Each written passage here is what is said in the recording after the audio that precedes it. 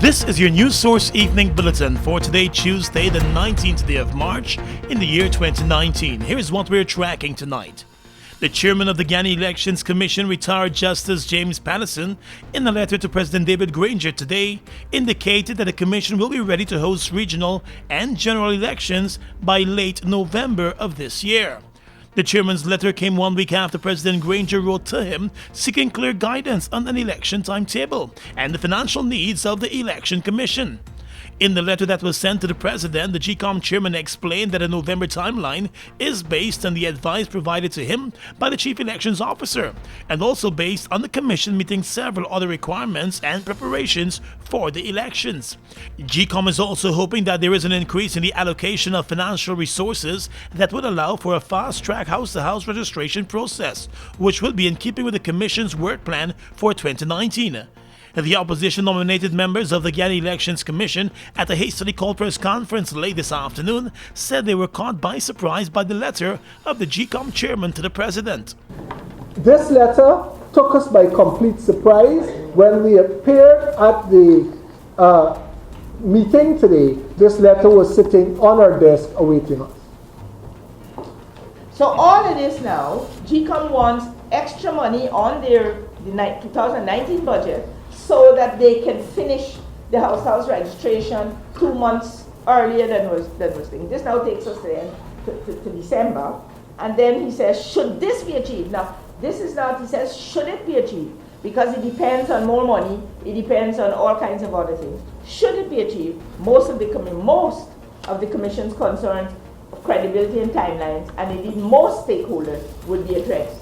So they're still not saying that they would have a completely credible list and they'll be able to satisfy stakeholders. He's just hedging his bets here. But all of this seems to be a culmination, or rather a part of the crescendo, to the delay in the holding of elections. First we heard it was funding. Now you hear it is the requirement for house-to-house election, house-to-house registration. None of these are real and credible reasons for the delay in the holding of elections. In this case, this is a usurpation of the Commission's function, that the serious matters which relate to funding, house-to-house registration, and dates, suggestions in respect of elections, there were no decisions of the Commission, no discussion in depth, No discussion at all. At all really, in respect of these matters of the Commission. The commissioners questioned whether it was really the chairman who penned the letter, but said it is worrying that the letter was compiled and dispatched to the head of state without any prior discussion with the full commission and without their input. So all of this adds up to the fact that we have now a chairman who takes all his decisions on his own and wants to use us sitting there like some rubber stamp to just, confirm whatever decision he's making. I'm sorry, that's not why we are there. So at this stage, anything I hear about the necessity for house-to-house registration, I will disregard, because it is not something that is founded in any law that I am aware of or in any policy that has been made available to me. What I am aware of is the necessity for the holding of national elections, which are regional and general elections, within 90 days of the successful passage of a no confidence motion, which we all know was on the 21st of December 2018. The commissioners said they turned up at today's statutory meeting to see the letter. They are convinced that the chairman is now acting on his own. The commissioners walked out of another GCOM meeting today claiming that the commission was making decisions without them and had not consulted with them properly. This was the fourth meeting in as many weeks that the opposition-nominated commissioners walked out in. Questioned on the way forward to address their concerns, Commissioner Says Gunraj said they would not want to ruin the element of surprise. More news coming up in just a moment. We are legions of men standing strong, but never too proud to stoop and help someone. We must send a clear signal to all. Do right. Walk in upright ways. knowing that's what being a man is all about, and ever aware that things will only get worse when good men do nothing. Stand strong. Be the one to live right. GBTI is your Guyanese bank, a bank that understands every customer's unique needs, opportunities, challenges, and financial concerns. At GBTI, we see you for you. Whether you're buying a new home or car, planning your next vacation or retirement, saving for your child's future, or whether you're ready to take that bold step of investing in your dream business idea, we are with you every step of the way. We hear your stories and watch you focus on your dreams as we share your aspirations. We are more than just banking. We are a family. We are part of your community. Our commitment extends way beyond the walls of our branches and is demonstrated every day in the opportunities we provide to our individual and business customers. The support, time, and commitment we give back to communities across Guyana to help improve the lives of our Guyanese families. Because we see Guyana through your eyes.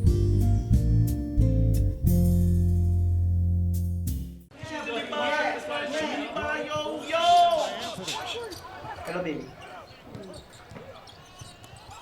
Yeah. It's knocked away from Young Huang. Yo, why you gotta get away from shit credit, buddy? I reckon me not even blah blah blah. You got she gain, but it's not you that buy back the credit when it's done. Buy back like a shit money from five. Activate the GTT Fab 5 plan today. For only 5,005, you get free unlimited calls to 4 of your closest family and friends, 5 gigs of data plus 250 text messages, and your Fab 5 friends can call you for free. GTT Fab 5. Wait. So who we putting as we Fab 5? Yours. Almost a year and a half since contempt of court charges were filed against the directors of the Guyana Bank for Trade and Industry Limited, the chief magistrate threw out the charges today, saying that the directors should not have been charged in the first place. The directors were charged over their alleged refusal to provide information to the court about the movement of $500 million in the account of the Guyana Rice Development Board as part of a probe by the Special Organized Crime Unit. Today, the chief magistrate said in her opinion the directors should not have been charged since the court had already granted them more time to provide the information.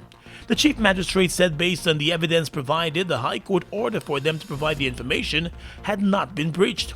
It was back in the month of October 2017 that the directors of one of Guyana's largest banks were hauled before the court and charged for contempt. They all denied the charges and were released on self-bail. The Special Organized Crime Unit had moved to the High Court in an attempt to get the bank to provide investigators with information related to the movement of $500 million in the account of the Guyana Rice Development Board as part of a fraud investigation. The High Court had issued an order instructing the company to provide the information. When the company failed to do so, immediately SOCU filed the contempt charges. During the initial hearing, attorney Nigel Hughes, who represented the 8 accused, told the court that the move to the court was nothing more than an abuse of prosecutorial power.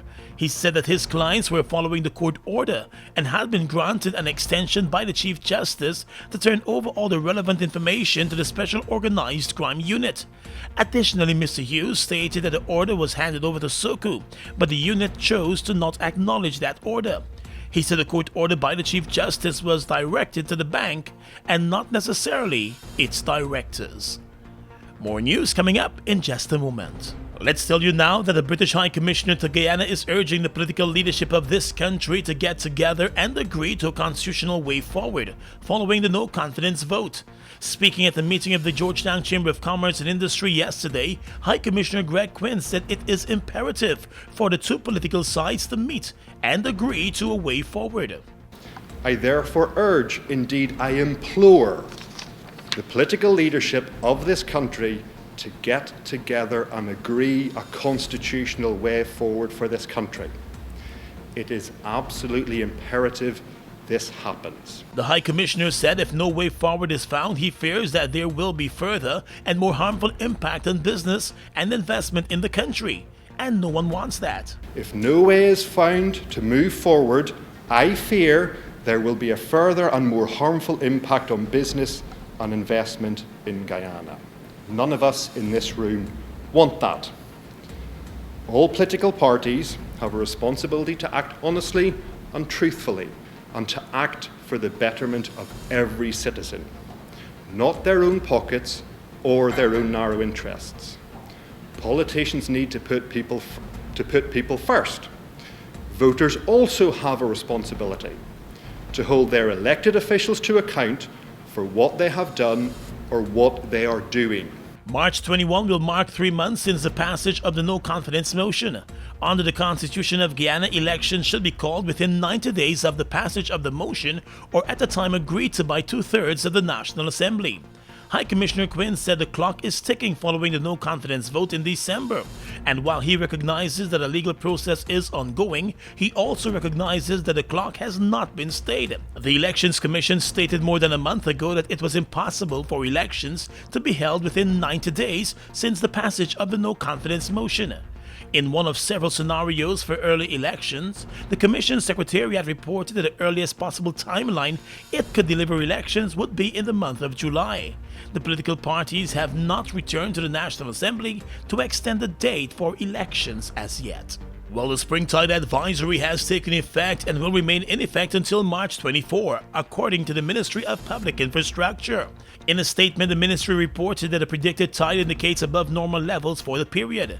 The ministry said the Sea and River Defense Department considers several areas to be particularly susceptible to possible flooding as a result of storm surges which may induce overtopping of the sea and river defense structures.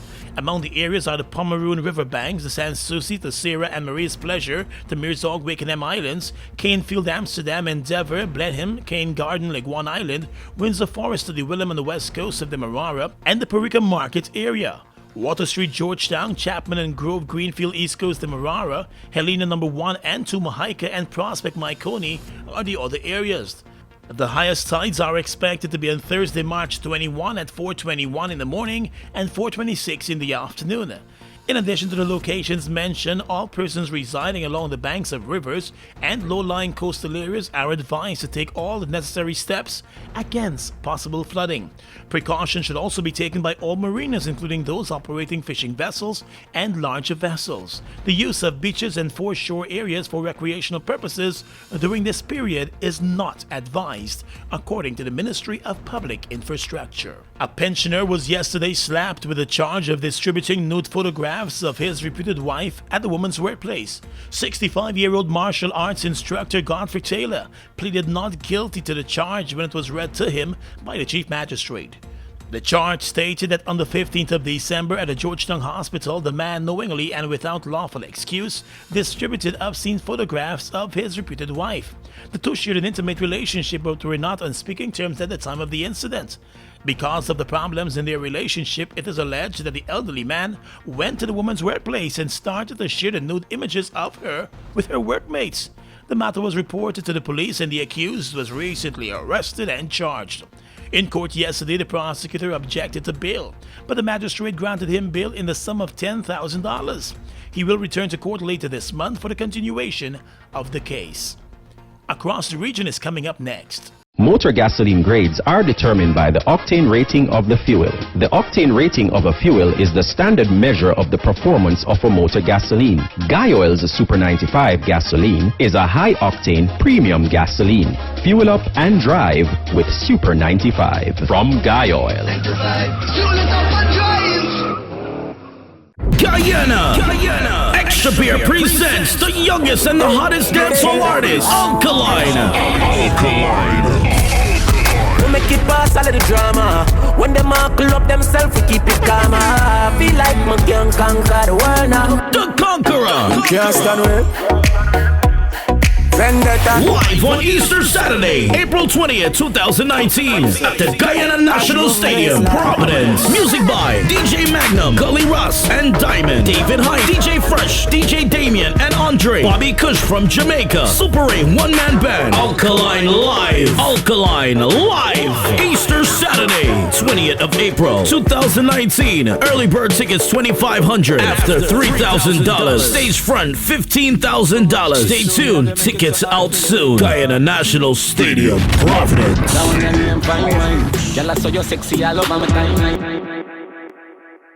Guyana! It's that time of year again to taste and savor the country's best agro-processed foods. It's all happening at the GMSA's Uncapped Marketplace to be held at the Guyana National Stadium, Providence on March 31 from 10 hours. Come and enjoy delicious foods and healthy local products that blend into an exotic mix to create a true Guyanese flavor. Bring out the entire family for a day of food, games, giveaways, and lots of fun. Admission is free. Don't you miss it! Across the region right now, the Prince of Wales and heir to the British throne of Prince Charles has officially started his tour of the Caribbean. He was welcomed in Barbados today along with his wife. The visit is part of a tour of the Commonwealth countries. He will also be visiting Cuba.